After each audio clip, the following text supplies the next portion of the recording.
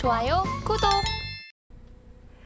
한은은 가계 부채와 경기 부담 사이에서 금리 동결을 결정했습니다. 그러면 G2의 리스크 속에서 하반기 전략은 어떻게 가져가면 좋을지 자세한 내용 짚어보도록 하겠습니다.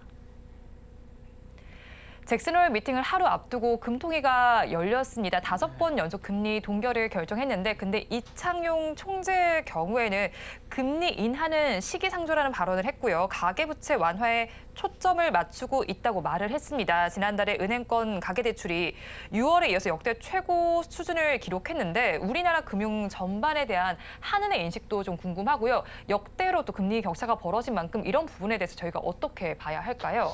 지금 자세히 보셔야 되는 상황이 네. 이창용 총재께서 이런 말씀도 하셨잖아요. 그냥 우리가 미국을 전혀 무시할 수는 없다라는 네. 말씀도 하셨는데 사실 1.4%대로 현재 경제 성장률을 전망했어요. 금리가 현재 2% 정도 지금 차이 나고 있는 그런 상황에서도 네. 이번에 이창용 총재가 금융통화위원회에서는 금리를 고정시켰습니다. 동결시켰는데 그 이유를 가만히 살펴보면 이런 인식을 좀 갖고 있는 것 같아요.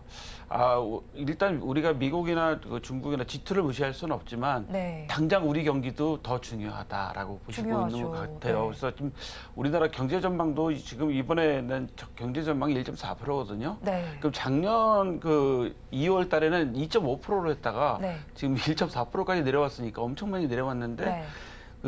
5월 달에 1.4%까지 예상했던 것을 그대로 이번에 기조를 유지했단 말이죠. 그렇게 이제 살펴보면 우리는 결국 계속 현재 한 3개월 정도의 상황에서는 계속 현재 경기 상황이 더 이상 악화되지는 않을 거다라고 이제 한은에서 판단하고 있는 것 같고, 네. 그래서 우리 경제를 더 좀 굳건하기 위해서 미국과의 금리 차이가 2%지만 그대로 계속 가겠다라는 의지가 있는 것 같고, 사실 지금 야당에서 추경하자고 하고 있는데도 불구하고 네. 정부가 현재 여당이나 정부는 추경을 하게 되면 또 인플레 현상이 일어나서 네. 걷잡을 수 없다라는 생각에 지금 추경을 지금 현재 추진하지 않고 있는 그런 상황이잖아요.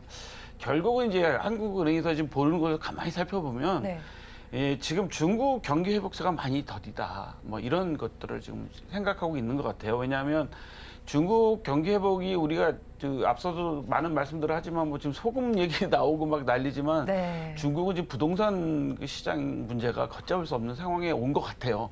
사실 저희가 개인적으로는 중국 경제 통계를 잘 믿지 않습니다. 네. 워낙 통제 경제이기 때문에 우리가 믿을 수는 없지만 어떤 때 보면 중국에서 경제 통계 같은 걸 발표할 때 보면 본인들 유일할 때는 아주 크게 잘 발표하는데 불리하면 아예 발표하지 않잖아요. 네. 그러다 보니까 우리가 중국 경기 회복세를 좀 자세히 언론 보도나 중국의 소비 심리 같은 걸 잘 살펴보면 회복세가 생각보다 더디다. 우리 한동안 지금 중국 단체 관광객을 풀어준다고 해갖고 뭐 관광주, 여행주 관련된 테마주도 많이 올랐었는데 네. 결국 관광객이 다 들어올 수 있겠느냐. 소비 심리가 없기 때문에 그런 이야기를 하고 있잖아요. 그 이야기는 중국 경기가 계속 회복이 어렵다는 거고요. 그다음에 이제 내일 잭슨홀 미팅 많은 전문가들이 주제로 말씀하셨을 텐데 네.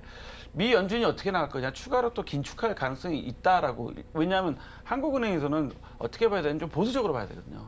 긍정적으로 봤는데 미 잭슨홀 미팅에서 갑자기 파월 의장이 나오셔갖고 매파적인 발언을 또 하면 또 네. 악화되기 때문에 그것까지 지금 감안을 한 이번에 발표를 했단 말이죠.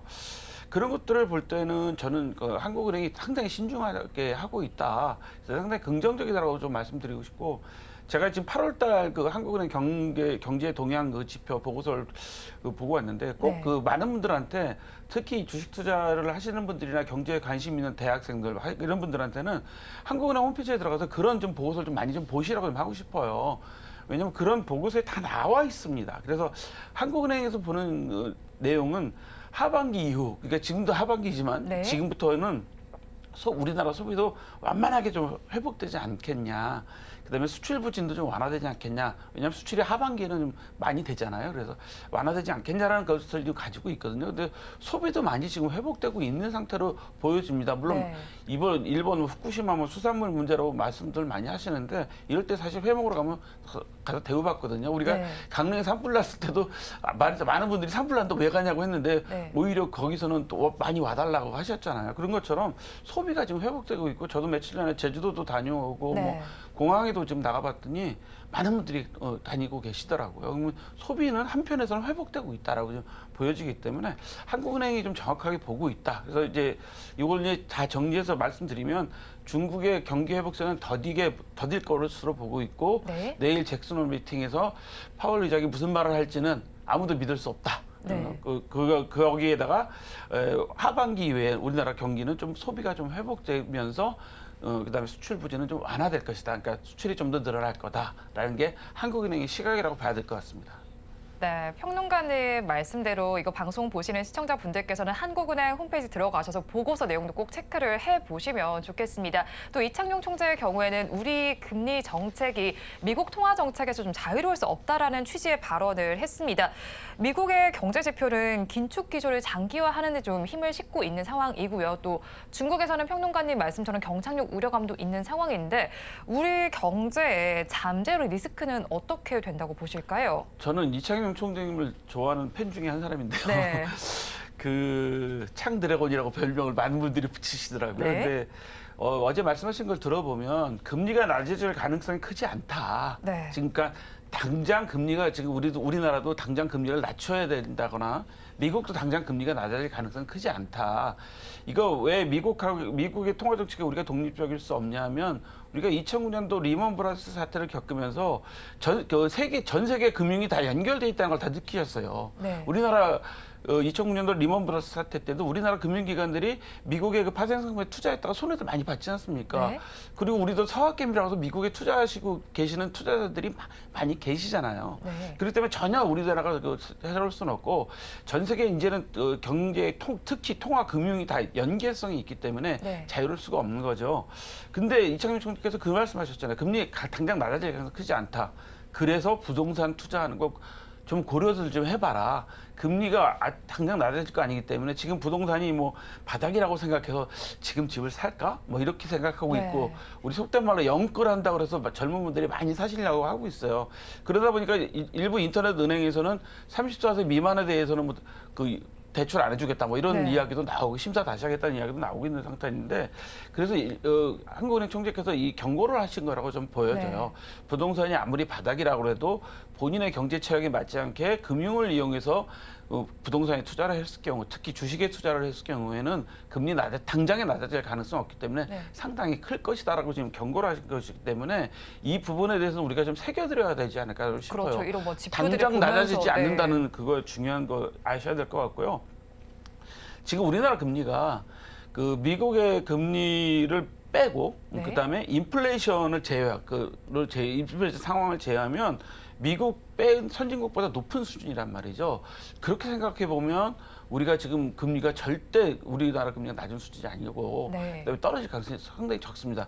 뭐 우리랑 비교를 하면 좀 이상할지 모르겠지만 일본 같은 경우는 거의 제로 금리에서 움직이다가 지금 제발 좀 그 인플레가 일어나서 물가가 올라달라고 하고 있는 그런 형편이란 말이죠. 그러면 네. 우리도 그런 우리 바로 옆에 있는 국가의 그 사례를 좀 우리가 전철을 밟고 있다고 생각하면 앞으로 좀 금리 문제에 있어서만큼은 젊은 분들이나 많은 분들이 부동산, 뭐 주식 투자, 어떤 다른 것에 투자하실 때 빚어든 거 정말 무섭게 생각해야 된다라고 좀 생각해야 될 같은 생각이 좀 들어갔습니다. 그다음에 연준이 지금 계속 헛발질을 좀 많이 했잖아요. 그동안에 많은 네. 분들이 그 연준이 뭐 대단하고 잘하는 것 같지만 사실 연준도 몇 번 헛발질을 했어요. 왜냐하면 이 통화 정책이 불확실하기 때문에 제가 몇 번 말씀드렸지만 우리가 그 주식시장에서도 제일 싫어하는 게 뭐죠? 불확실성이잖아. 불확실성이죠. 네. 연준이 통화 정책에 대해서 불확실성을 계속 우리한테 던져주고 있고 우리 아까 표에도 나오고만 가계대출도 지금 우리가 지금 상당히 부담을 갖고 있잖아요. 네. 그렇기 때문에 투자나 이런 부분에 대해서는 특히 금리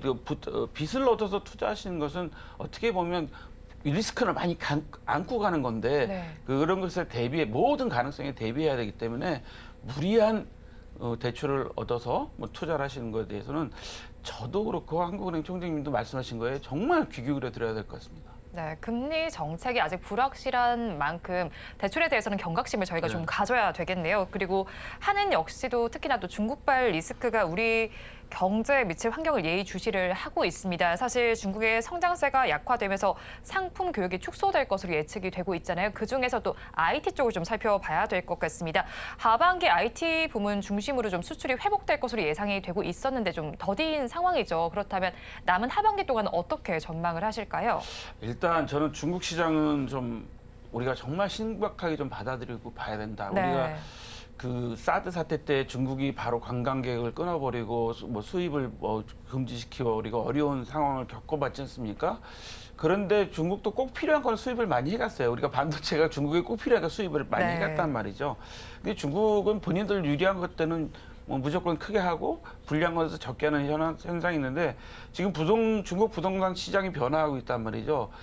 제가 지금 그 현재까지 나온 보도로 봐서는 제가 중국을 최근에 가보지 않아서 정확히 말씀드리기는 어렵지만 보도로만 봐서는 상당히 심각해 보입니다. 그 정도 보도가 나올 정도면 상당히 심각한 상황이라는 건데 그렇다면 중국 시장이 변화하고 있다는 얘기죠. 그렇다면 그 중국이 부동산 시장만 변화하겠느냐, 경제 상황, 소비 시장도 변화할 것이고 그다음에 여기서 중요한 게 외환 시장이 또 변화할 거란 말이죠. 중국이 아무리 외환 고정환율로 국가에서 통제를 한다고 해도 다른 나라의 관계가 있기 때문에 이건 외환 시장이 변화할 수밖에 없는 상황이 될 것이고 거기다가 중국 기업들의 주식 가격이 좀 변동성이 생길 거란 말이죠.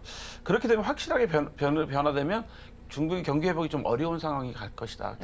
단기간에는. 그러면 그 영향이 바로 우리한테도 올 것이고 단체 감각이 50%도 돈이 없어 못 오는 상황이 좀 될 것 같고. 자, 그러면 우리 지금 말씀하신 IT를 좀 생각해 보면 우리 어제 그 엔비디아인가 좋은 실적 나와가지고 막 네. 잠깐 좋았었잖아요. 잠깐. 정말 아주 잠깐 좋았다고 지금 네. 말씀드립니다. 근데 그 이야기들도 많은 전문가님들 이야기하시는 말씀 들어보면 이거는 앞으로는 AI가 되기 때문에 반도체가 많이 필요할 것이고 그렇다 보면 IT 업종이 좋아질 거라고 이제 많이들 기대를 하고 계신데 사실은 중국 같은 경우는 경기가 어려워서 IT 기기 교체하는 게 시간이 길어졌어요. 우리 보통 우리나라에서도 핸드폰 교체하는데 보통 2년이면 한 번씩 교체했는데 저도 이번에 4년 만에 교체했거든요. 그러니까 이게 경기가 어려우면 그런 교체 주기가 길어지고 뭐 TV도 바꾸는 것도 오래 된단 말이죠. 그렇다면은 반도체 회복이 그동안에 지금 삼성 같은 경우는 감산을 하는 상태였다가 이제 완만하게 좀 회복되는 시장인데 이런 교체 주기도 충분히 감안을 하고 있다. 그렇게 거기에다가 이제 다만 이제 전기차 시대가 도래되면서 이제 앞으로는 이런 IT 업종들에서 자동차 업종을 같이 봐야 된다는 거죠. 그래서 저는 IT 업종 하나만이라고 생각할 게 아니라 전체를 보면 관련된 산업들이 좀 완만하게 회복될 것 같다. 이렇게 보셔야 될 것 같아요. 네, 뭐 반도체와 자동차를 좀 아우러서 봤을 때 좀 회복세를 보이기는 하겠다라고 보시는 거네요. 사실 상반기 동안 자동차 부문은 그래도 좀 견조하게 움직이긴 했는데 한은의 경우에는 하반기에 그 열기가 다소 식을 것으로 관측을 하기도 했어요. 그런데 사실 자동차주만 놓고 본다면요. 실적에 비해서 주가가 저평가됐다라는 이야기도 나오고 있는데 하반기 자동차주에 대해서는 어떻게 전망을 하실까요? 지금 저는 이번에 현대차가 노조 지금 파업 찬반 투표가 들어왔습니다. 보면 정년 64세까지 연장, 뭐 900만 원 인상인가 이렇게 아마 그거 가지고 하는 것 같은데 현대차가 정년을 64세까지 연장하면 다른 기업들도 따라가겠죠. 자, 현대차가 그러면 대표주니까 자동차주의 대표주니까 말씀드리면 현대차가 주가가 왜 더 안 오를까요? 이런 부분들이 있기 때문에 특히 노사관계 때문에 많이 안 오르는 거잖아요. 그렇다 그러면 꼭 자동차 업종만 볼 게 아니라 전장을 좀 봐야 된다. 우리가 그동안은 LG 같은 경우는 이거 너무 이게 주가가 안 오르는데 했는데 전장 부분에서 큰 실적을 했단 말이죠. 상반기에. 그렇다면 앞으로는 삼성전자도 마찬가지고 이제 전장 부분으로 많이 이제 전환될 거기 때문에 저는 그 완성차만 볼 게 아니라 전장 부분, 그러니까 자동차 주변부 중심도 좀 핵심으로 좀 봐야 될 것 같다라는 생각을 하고요.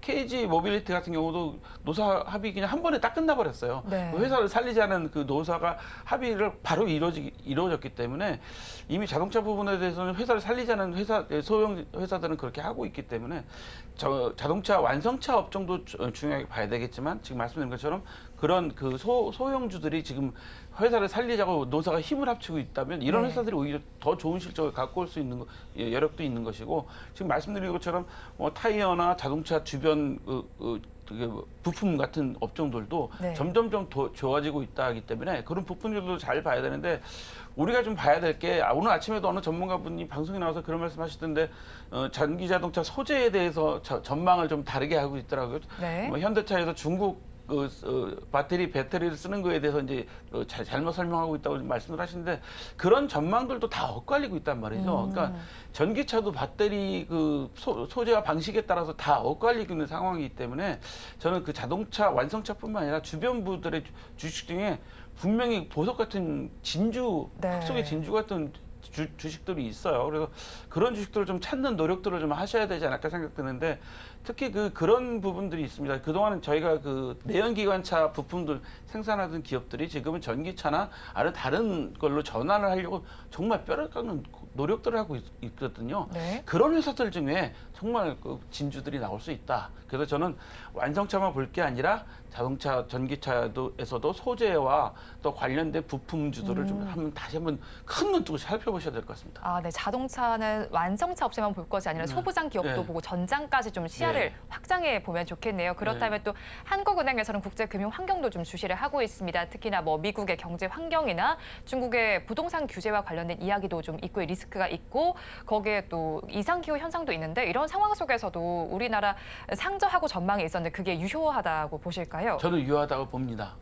경제 전망도 보시면 이제 5월달에 전망이 지금 8월까지 이렇게 유효하도록 좀 네. 계속 하고 있기 때문에 저는 정부가 재정 건전성 기조를 계속 갖고 갈 거라고 봐요. 아까도 말씀드렸지만 그래서 추경도 지금 정부에서는 반대하고 네. 있는 입장이고 거기다가 또 내년에 우리나라랑 미국이나 다 중국이나 정치 이슈가 있잖아요. 우리나라 같은 경우는 내년 총선이 달려 있고 네. 미국은 대선 문제가 달려 있기 때문에 정치 이슈가 있기 때문에 경기나 경제를 이렇게 쉽게 놓을 수는 없는 상황이고 그다음에 이제 세수 부족이 문제이긴 한데 그런 부분들을 재정 긴축으로 좀 저희가 소위 말해서 커버를 하고 있기 때문에 대비를 하고 있기 때문에 오히려 내년에는 올해 저희가 긴축했던 기저 효과 때문에 오히려 내년이 더 좋은 효과가 나타날 수 있는 상황이 되지 않을까라기 때문에 하반기에는 좀 기대를 해보면 좀 어떻게 할까라는 생각은 좀 가지고 있고요. 그다음에 부동산 주택 시장은 아까 이창용 총재께서 어떻게 될지 모르니까 신중해야 된다고 하는데 약간의 상승 기대감들은 가지고 있습니다만 지금도 우려들을 하고 있지만 사실 이번에 LH 사태를 보면서 부동산에 대한 부정적인 시각들이 많이 가고 있기 때문에 네. 사실 지금 살고 계신 아파트들에 대해서도 불안하신 부분들이 많은데 오히려 거주자들이 우리 아파트는 검사하지 말아주세요. 네. 값이 떨어진다 하고 있는 그런 상황이기 때문에 부동산 시장이 약간의 상승 기대감도 있을 것이다. 그래서 상저하고 네. 분명히 나타납니다.